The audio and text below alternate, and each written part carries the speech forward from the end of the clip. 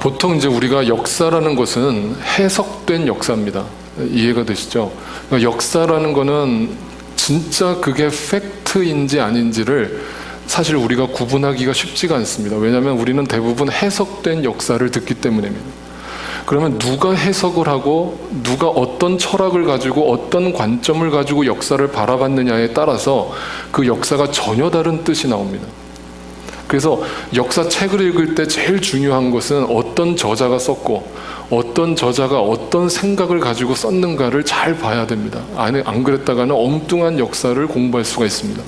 제가 왜 오늘 설교 전에 이 얘기를 드리는가 하면 성경도 마찬가지입니다.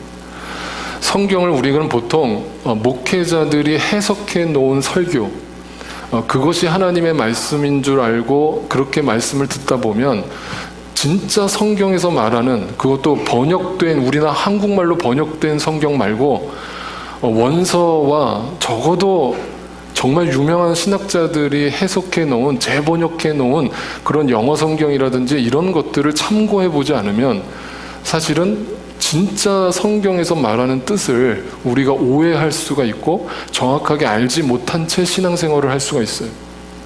그래서 저는 오늘날 교회의 문제점을 찾는다면, 굳이 찾는다면 바로 이 강단의 타락이라고 생각을 하고, 그 강단의 타락은 목회자들이 말씀을 그냥 적용에다가 포커스를 두고 우리가 이 땅에서 어떻게 살아가는 자에 가야 되느냐에다 포커스를 두고 설교를 하다 보니까 예화 중심의 설교 또는 적용 중심의 설교를 듣다 보니까 성도들이 거기에 너무 유스트가 돼가지고 이제는 성경 원고를 풀어서 내는 설교를 들으면 너무 어렵고 지루하고 뭔 말인지 모르겠고 이렇게 돼버리는, 이게 뭔가 진짜 믿는 자들이 가야 될 방향이 아닌 방향으로 가고 있다는 것은 저뿐만 아니라 많은 목회자들이 고민하고 있는 거예요.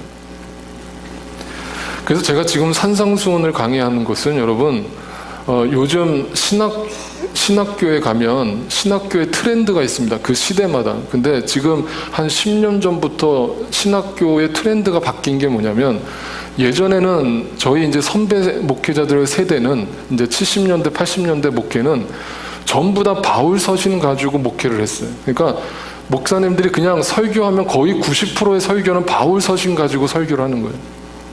그런데 오늘날 트렌드는 뭐냐면 전부 다 복음서를 가지고 설교하는 거예요. 그게 뭐냐면 복음서의 중요성은 예수 그리스도의 말씀이 들어가 있고 그 말씀을 우리가 정말 제대로 알고 있는가에 대해서 심각하게 고민해 보지 않고 그냥 그 제자들이 해석해 놓은 설교에만 포커스를 맞추다 보니까, 그렇다고 여러분이 오해하지 마세요. 사도 바울의 설교가 해석이 잘못됐다는 말이 아니라 그 원고를 보자 이 말이에요. 예수님의 직접적인 말씀을 보자는 뜻에서 이 산상수훈 설교를 또 중요한 포인트다라는 것을 여러분께 좀 설명을 드립니다.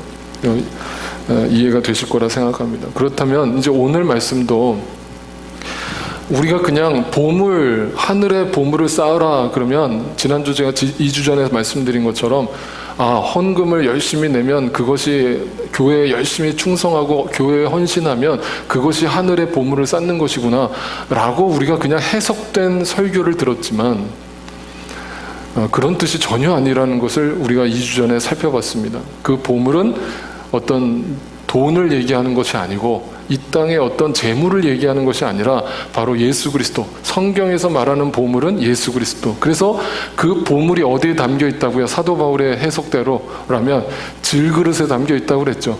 근데 그 보물이 질그릇 안에 들어가 있으면 질그릇이 깨져야 보인다고 그랬죠. 그렇죠? 기억나세요? 네, 고개라도 끄덕이세요. 질그릇이 깨져야 보물이 보인다고요. 그런데 질그릇이 깨지지 않은 상태로는 그 보물이 보이지 않고 여전히 이 땅의 가치로 그 보물을 평가한다고요. 그 평가한다는 것은 그 보물을 평가절하한다는 뜻이에요. 그래서 오늘 말씀을 이제 한번 더 살펴봅니다. 다시 한번 지난주 말씀 19절을 다시 한번 읽어보면, 너희는 자기를 위하여 보물을 땅에다가 쌓아두지 말라라고 했어요. 그러면 이 보물이 우리가 말씀드렸듯이 하나님의 말씀, 예수 그리스도, 하늘나라라고 해석을 했어요.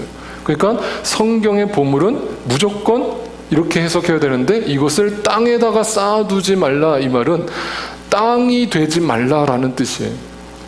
정확하게 번역하면 쌓아두니까 땅이 되더라 이 말이에요. 다시 말씀드릴게요.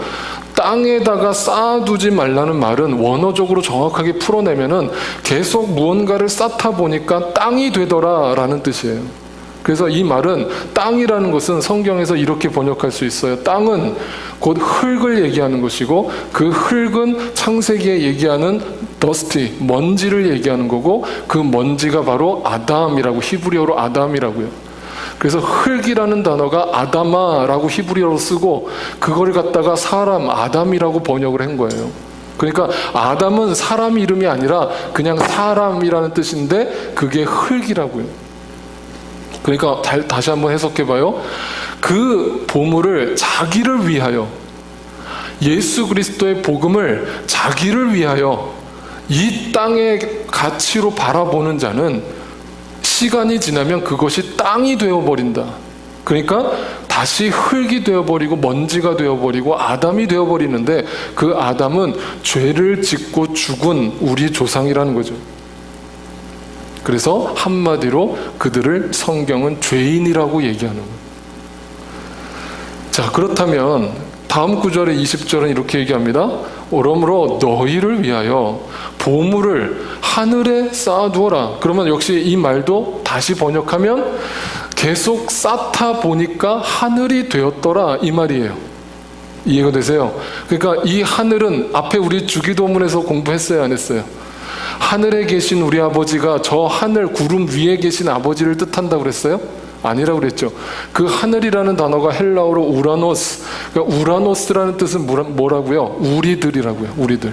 근데 그냥 우리들이 아니라 예수 그리스도를 구세주로 영접한 하나님의 진리의 말씀에 눈이 뜨인 그 자들이 하늘이 된다고요. 그래서 그 하늘 안에 보물이 되었다 이 말은 그 보물을 쌓다 보니까 그 자체가 하늘이 되었다.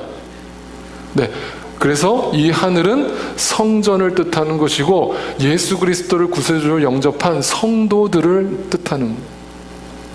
아시겠죠? 그러니까 교회에다가 헌금 많이 갖다 바쳐서 하늘에다가 보화를 쌓으라는 말이 전혀 아니고 예수 그리스도의 복음의 진리를 마음으로 믿고 받아들여서 너 자체가 하늘이 되고 너 자체가 천국이 되고 너 자체가 보물이 되고 너 자체가 주님의 성전이 되어라 라는 말씀인 거예요. 그것이 성경의 오늘 본문의 핵심적인 말씀이에요. 그런데 이 말씀을, 산상수훈의 말씀을, 똑같은 말씀을 누가복음에서는 조금 다르게 표현을 했어요. 누가복음을 보면 이렇게 나옵니다. 12장 33절입니다. 같이 한번 읽어볼까요? 시작. 너희 소유를 팔아서 자선을 베풀어라. 너희는 자기를 위하여 낡아지지 않는 주머니를 만들라. 곧 하늘에다가 없어지지 않는 보물을 쌓아두어라. 거기에는 도둑이나 좀의 피해가 없다. 여기서 중요한 단어는 뭐냐면 주머니라는 단어예요. 도대체 이 주머니가 뭐예요? 여러분, 상징적이라는 건 아시겠죠? 이게 실제로 주머니를 뜻하는 게 아니라 무언가를 상징하면서 누가복음에는 그거를 그렇게 기록을 했단 말이에요. 그런데 그 뒤에 뭐라고 했어요? 주머니를 만들라 그랬죠. 그러니까 이 말은 우리말로는 만들라, 그 이전 개역 개정판에는 주머니를 챙겨라 이렇게 번역을 했지만 원어적인 말은 이 뜻이에요. 주머니가 되어라. 네? 여러분 잘 따라오셔야 돼요. 주머니가 되어라. 아시겠죠? 주머니가 되어라. 그러면 주머니가 뭔데요? 그 뒤에 풀어줬잖아요. 그 뒤에 뭐라고 했어요? 곧 그 주머니가 뭐라고요? 하늘에다가 없어지지 않는 보물을 쌓아두는 게 주머니라고요. 네? 아시겠어요? 그러니까 예수님이 비유적으로 주머니를 만들라, 주머니가 되어라 라고 했는데 그것은 하늘에다가 없어지지 않는 보물을 쌓아두는 게 주머니다. 그러면 누가 주머니라는 거예요? 네? 내가. 아시겠죠? 그러니까 주머니는 실제 주머니를 가지고 다니라는 말이 아니고 여러분이 예수 그리스도를 믿고 그 보물을 마음에 담은 하늘이 된 우리가 예수 그리스도의 주머니가 됐다는 뜻이에요. 이해가 되셨죠? 네, 이해되셔야 돼요. 그런데 이렇게 되려면 어떻게 해야 된다고 얘기를 해요. 이렇게 주머니가 되려면, 하늘에 없어지지 않는 보물을 쌓으려면 어떻게 해야 된다고요? 그 앞에 뭐라고 돼 있어요? 너희 소유를 팔아 나오죠. 2주 전에 제가 뭐라고 그랬어요? 내 이 땅의 가치관, 채색 옷을 벗어버리지 않으면 절대로 그 보물은 보이지 않는다고 그랬어요. 네? 이 세상의 가치로 하나님의 진리의 말씀을 읽으면 아무리 성경을 백독을 해도 그 성경에 아무렇게 역사가 일어나지 않아요. 왜? 이 땅의 시선으로 하늘의 가치를 평가했으니까. 그래서 우리에게 제일 먼저 중요한 거, 내가 주머니가 되는 첫 번째 비결은 뭐냐면 소유를 파는 거예요. 그 소유를 판다는 게 뭐라고 그랬어요? 여러분, 내 재산을 다 팔라는 말이 아니라고 그랬죠. 내 가치관을 버리라고요. 그러면 그 소유라는 단어와 이 보물이라는 단어가 대립이 되죠. 네? 지금 따라오고 계시죠? 그러니까 성경에서 제일 중요하게 얘기하시는 예수님의 말씀의 핵심이 뭐냐? 바로 이거예요. 소유 대 보물이에요. 그러니까 여전히 예수를 믿지 못하고 내 안에 예수로 말미암는 기쁨과 평안이 자리 잡지 않는 사람은, 구원의 확신이 없는 사람은 여전히 그 소유를 붙잡고 있는 거예요. 네. 내 건강, 내 물질, 내 자식, 내 가족, 그 가치관에 붙들려서 이 보물이 보이지 않는 거예요. 그래서 성경의 믿음이라는 거는 이 소유에 대한 시선을 버리고 보물에 대한 가치에 눈을 뜨는 거예요. 아시겠죠? 그런데 그 앞에 소유를 팔고 그 다음에 뭐라고 했어요? 뭘 하라고요? 네, 자선을 베풀라고 그랬죠. 그러면 제가 앞에 산상수훈에서 역시 이것도 설명했어요. 자선이 뭐예요? 남 도와주는 거예요? 네? 그냥 지금 다른 대부분의 교회들이 하는 것처럼 저기 아프리카 가서 구제하는 거예요? 저기 홈리스 도와주는 거예요? 아니에요. 그게 1차적인 목표가 아니라고요. 이 말 오해 또 하지 마세요. 이렇게 하면 또 그렇게 행동하는 것이 잘못됐다는 것이 아니라, 성경에서 말하는 자선은 뭐예요? 소유와 보물의 싸움에서 승리한 자, 소유를 팔아버린 자, 그 세상적 가치를 버려버린 자는 비로소 뭘 하게 되느냐? 자선을 하는데 그 자선은 사랑이라고요. 사랑이라고요. 하나님은 사랑이시라면서요. 그러니까 예수 그리스도를, 보물을 발견한 자의 이 땅의 열매가 뭐예요? 자선이라고요. 그 자선은 홈리스를 구제하는 자선이 아니라 예수 그리스도의 사랑, 하나님의 사랑을 내가 먼저 체험하고 그 사랑을 전하지 못해서 안달이 난 사람, 복음 전하는 자의 발걸음이 아름답다라고 하는 그 자, 그 사람이 전도할 수 있고, 그 사람이 진짜 구제를 할 수 있고, 그 사람이 진짜 자선을 하는 사람이라는 거예요.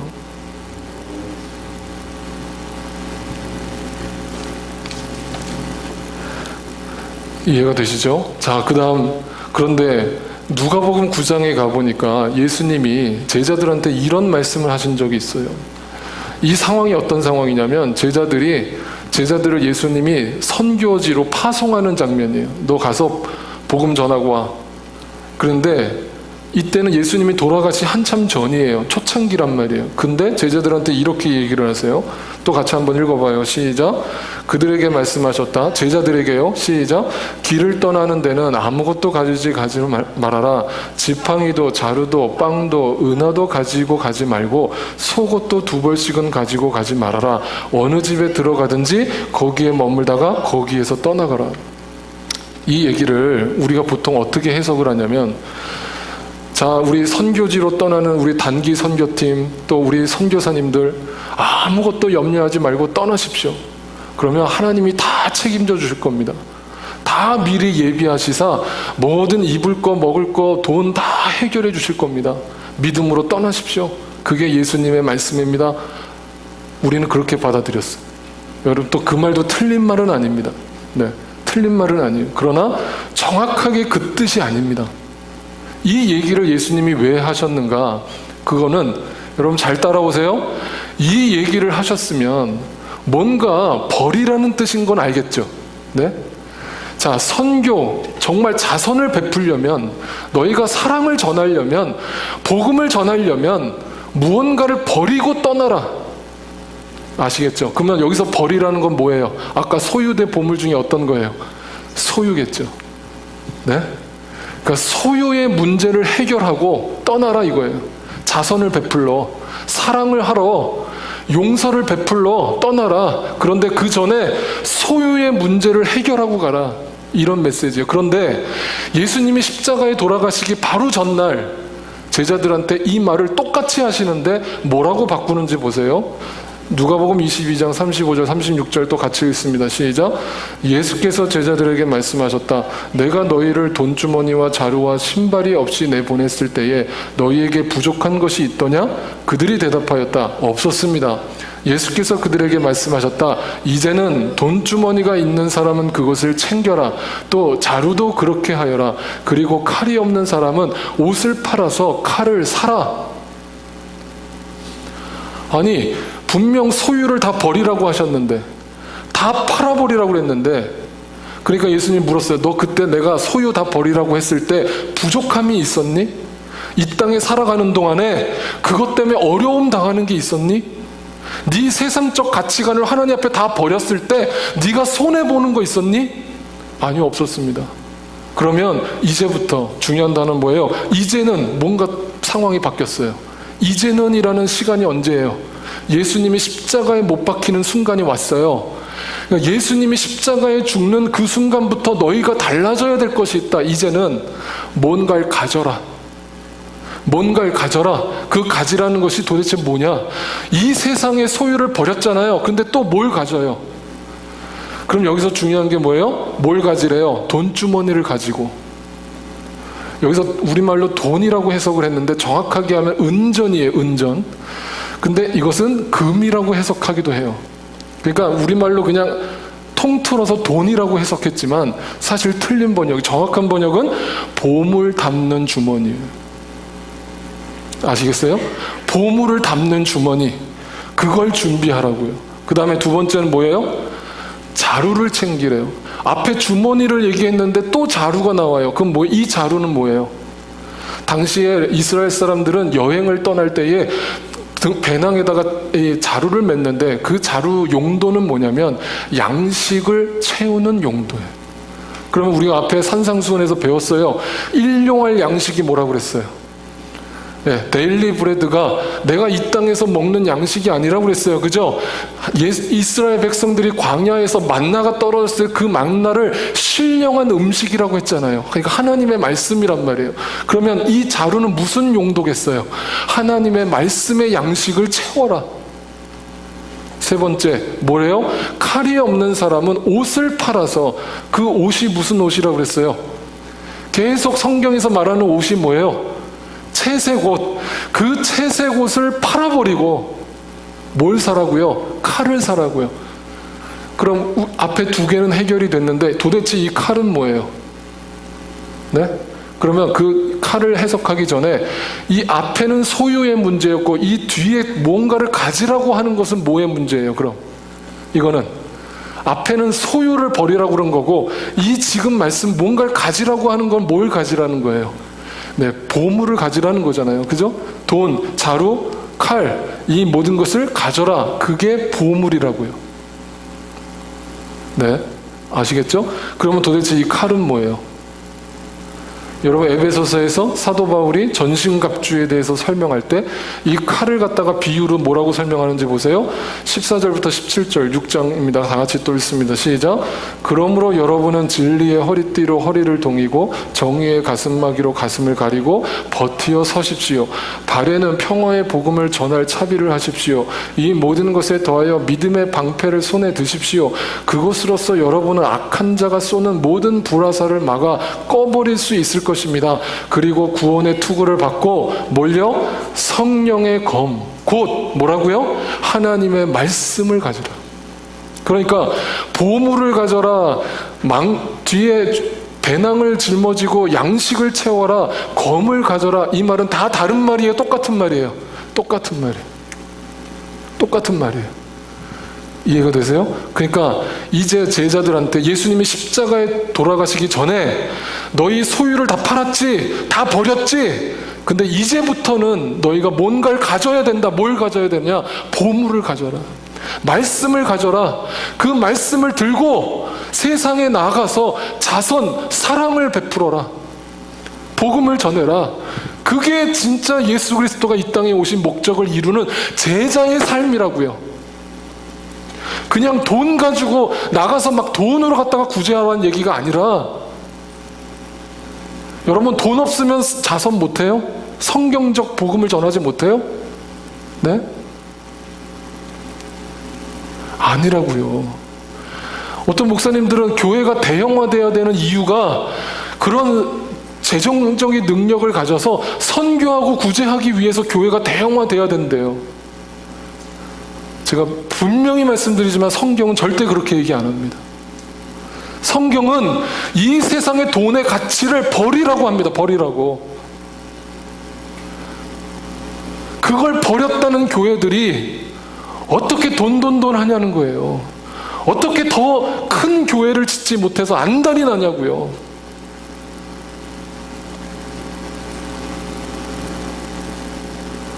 여러분, 하나님 나라는 그런 게 아니에요. 그런 게 아니라고요. 우리 교인들은, 저는 우리 교인들 존경해요. 이런 설교를 듣고 우리 교회를 계속 다닌다는 것 자체가, 네, 존경해요. 저는. 여러분 왜 안 나가세요, 우리 교회? 네? 이런 설교 들으면 여러분 마음 불편하지 않으세요? 그냥 제 생각이에요. 네. 여러분, 그래서 그 옷을 벗은 것이 뭔가 또 얘기할게요. 창세기에 보면 아담과 하와가 선악과를 따먹었죠? 그래서 죄를 졌죠? 그리고 다음에 한 행동이 뭐예요? 선악과를 따먹고 나서 그 다음 한 행동이, 원래 빨개 벗고 있었잖아요. 근데 어떻게 해요? 창세기 3장 7절을 보세요. 같이 한번 또 읽어요. 시작. 그러자 두 사람의 눈이 밝아져서 자기들이 벗은 몸인 것을 알고 무화과 나무 잎으로 치마를 엮어서 몸을 가렸다. 죄를 짓고 나니까 인간이 다음으로 한 행동이 뭐냐면 발가 벗은 것이 부끄러웠다. 이게 나체였다는 것이 부끄러웠다는 말이 아니에요. 그의 마음이, 그의 심령이, 그의 영이 죽어서 눈이 밝아졌다는 말은 하나님처럼 된 거예요. 그래서 인생의 주인이 예수 그리스도 하나님이어야 되는데 자기가 인생의 주인이 된 거예요. 그러니까 조금만 힘들면 자기 자신이 부끄럽고 죽고 싶은 거예요. 그래서 우울증 걸리고, 네, 우울증은 여러분 감정적인 거예요. 모든 사람한테 우울증은 다 있어요. 그런데 크리스찬은 우울증은 올 수 있어도 우울병에 걸릴 수는 없어요. 제가 장담해요. 정말 그래요. 여러분 안에 그 보물이 있는 사람은요, 우울해질 수는 있어도 우울병에 걸려서 자살하고 싶은 충동까지 갈 수는 없어요. 그게 예수 그리스도의 보물을 발견한 자의 삶이라고요. 그런데 아담과 하와는 그렇지 않았어요. 그래서 부끄러웠어요. 자기가 죽고 싶을 정도로 부끄러웠어요. 그러니까 어떻게 해요? 가려야 될 거 아니에요. 그러니까 그걸 가면이라고 그래요. 가면. 괜찮은 척, 죄인이 아닌 척. 그래서 자신이 옷을 만들어서 지어 입은 것이 무화과 나무 잎으로 지은 옷이라고요. 그러면 그 옷으로 자기의 나체를 가렸으니까 이제 부끄럽지 않아야 될 거 아니에요. 그런데 그 다음 행동이 뭐냐면 그들이 또 숨어요, 수풀에. 그러니까 하나님이 뭐라고 하셔요? 야, 네가 어디 있느냐. 영이신 하나님이 아담과 하와가 어디에 숨었는지 몰라서 숨바꼭질 하느라고 물으시는 거예요? 아니잖아요. 어디 있느냐 이 말은 너 왜 거기 서 있느냐? 너 왜 그 부끄러운 마음으로 여전히 네가 만들어 놓은 옷으로 너의 그 죄를 가리려고 노력하고 있느냐? 그게 가려진다고 생각하냐? 괜찮은 척하면 살면, 남들이 모르면 그것이 모른다고 생각하느냐?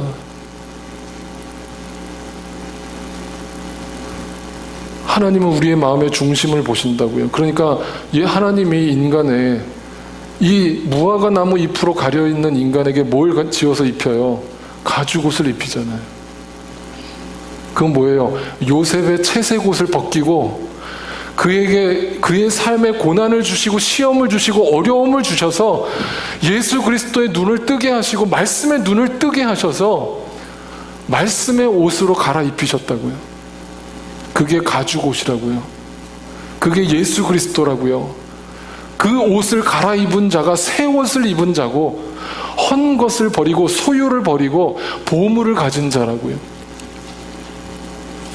여러분, 오늘 말씀은 이렇게 결론을 내리고 싶어요. 마태복음 22장에 예수님이 천국의 하늘나라에 대해서 비유를 하시면서 이렇게 비유를 하셨어요. 이 비유를 그대로 읽어드릴게요. 토시 하나 안 빼고 여러분과 함께 읽을게요. 그대로 받아들이세요. 마태복음 22장 1절부터 3절까지 읽습니다. 제가 읽겠습니다. 잘 들으세요. 예수께서 다시 여러 가지 비유로 그들에게 말씀하셨다.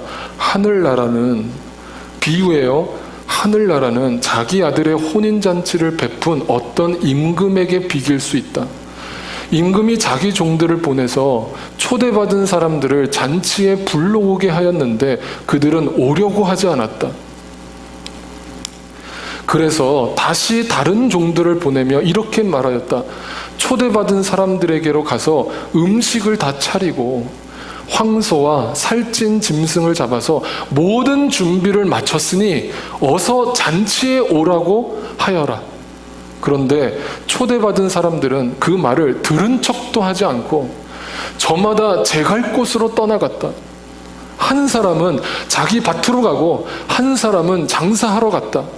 그리고 나머지 사람들은 그의 종들을 붙잡아서 모욕하고 죽였다. 임금은 노해서 자기 군대를 보내서 그 살인자들을 죽이고 그들의 도시를 불살라버렸다. 그리고 자기 종들에게 말하였다. 혼인잔치는 준비되었는데 초대받은 사람들은 이것을 받을 만한 자격이 없다. 그러니 너희는 내 거리로 나가서 아무나 누구든지 만나는 대로 그들을 잔치에 청해 오너라. 데리고 오너라. 종들은 큰 길로 나가서 악한 사람이나, 잘 들으세요, 악한 사람이나 선한 사람이나 만나는 대로 전부 다 데리고 왔다. 그래서 혼인잔치 자리는 손님으로 가득 차게 되었다. 중요한 건 뭐예요? 손님. 혼인잔치에 왔는데 여전히 손님이라고요. 신부가 돼야 되는데 신부가 아니고 손님이라고요. 오긴 왔는데, 다음 읽어요. 임금이 손님들을 만나러 들어갔다가 거기에 혼인 예복을 입지 않은 사람이 한 명 있는 것을 보고 그에게 묻기를, 이 사람아, 그대는 혼인 예복을 입지 않았는데 어떻게 여기 들어왔는가 하니 그는 아무 말도 하지 않았다. 그 혼인 예복이 뭐예요? 예수 그리스도의 가죽 옷. 네, 그 보물을 가졌냐 이 말이에요. 신부가 됐냐 이 말이에요. 마지막, 그때에 임금이 종들에게 분부하였다. 이 사람의 손발을 묶어서 바깥 어두운 데로 내던져라. 거기서 슬피 울며 이를 갈 것이다. 부름받은 사람은 많으나 뽑힌 사람은 적다.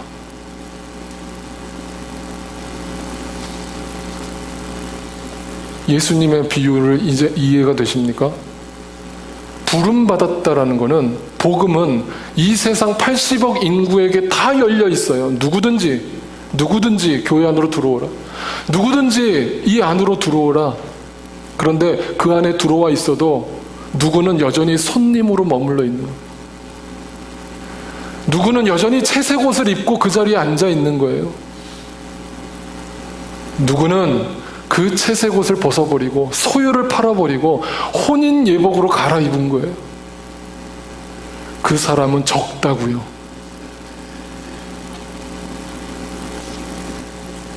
오늘 본문 다시 한번 읽을게요. 그러면 이제 이게 이해가 돼요. 여기서 중요한 단어가 뭔지 아세요? 처음에 예수님이 20절에서 말씀하실 때 보물을 하늘에 쌓아두라고 하실 때 앞에다가 무슨 전제를 달았냐면 뭐라고 했어요? 너희를 위하여 라고 했어요. 그 말은 뭐냐면 포괄적이라는 거예요.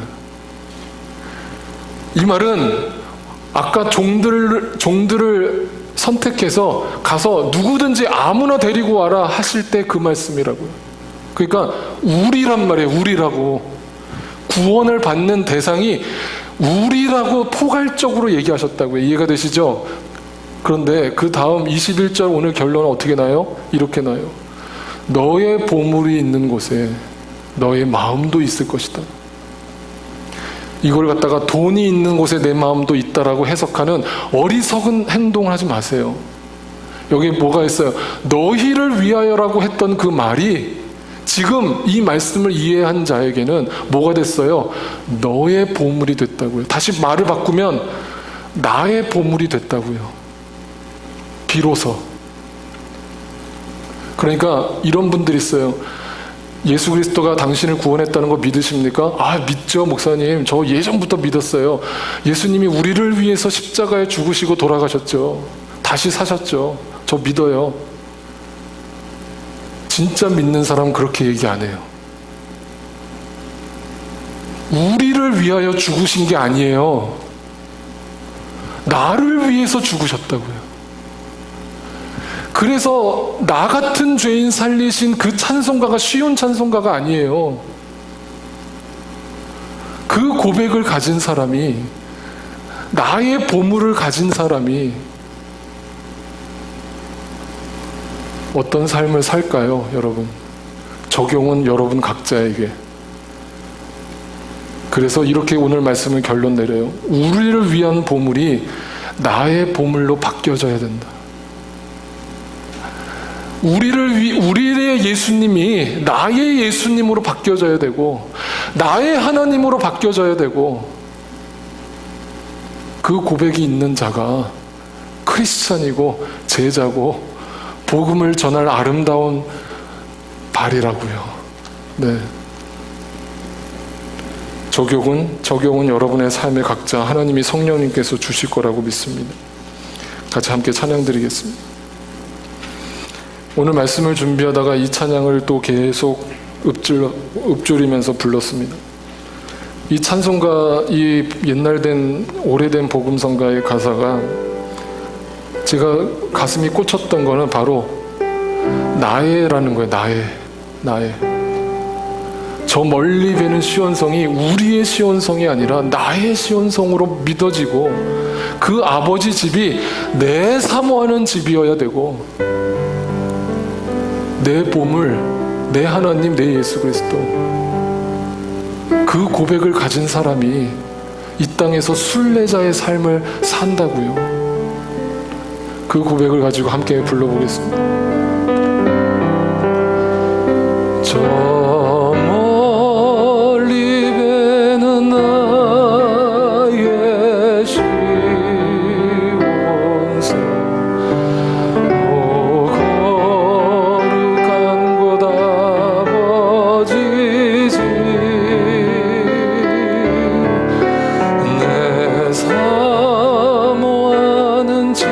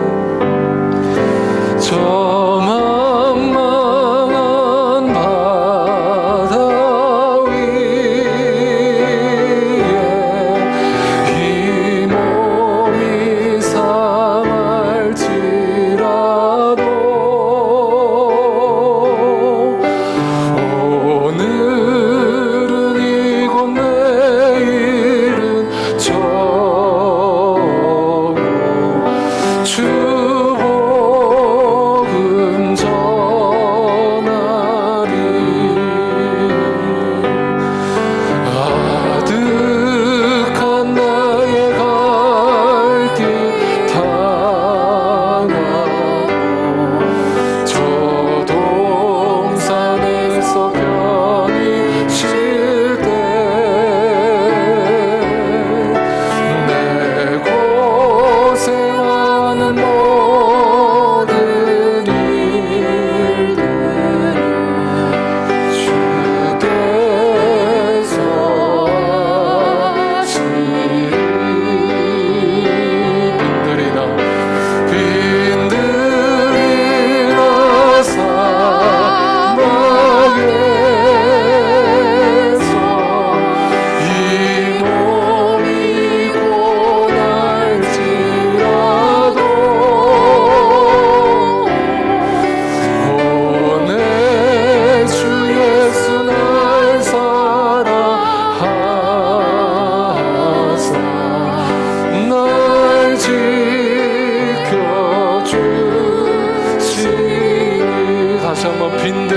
사막에서 빈들이나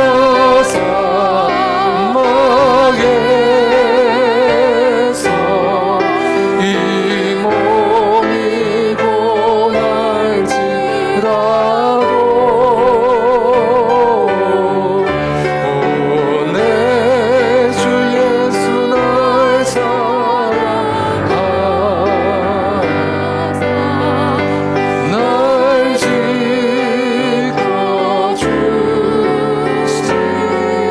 지켜주시니 가슴에 손으로 모든 시선을 주님께 드리고 살아계신 하나님을 느낄 때 내 삶은 주의 역사가 되고